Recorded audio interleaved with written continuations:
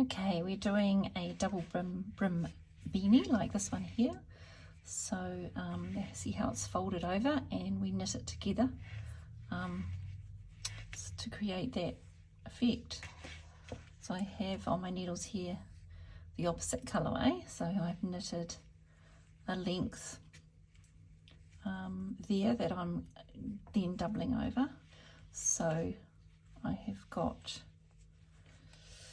set up here, so I'm changing colour as well, so it's nice and easy to see what I'm doing.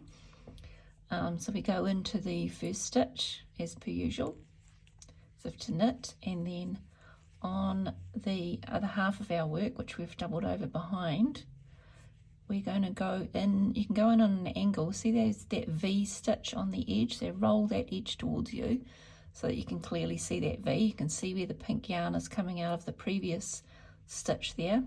So, and then you just go in an angle underneath that V, hold the two together, wrap your yarn around as if to knit the two together, up, through.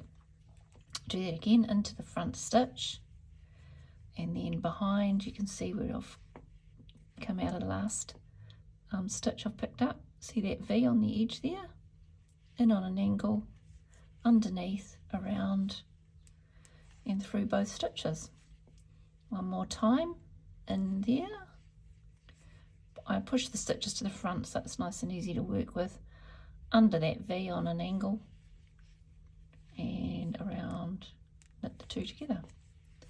And we go all the way around, so we're doing one stitch on the needle per one edge stitch as we go around, and that's what it looks like on the inside there, nice and tidy.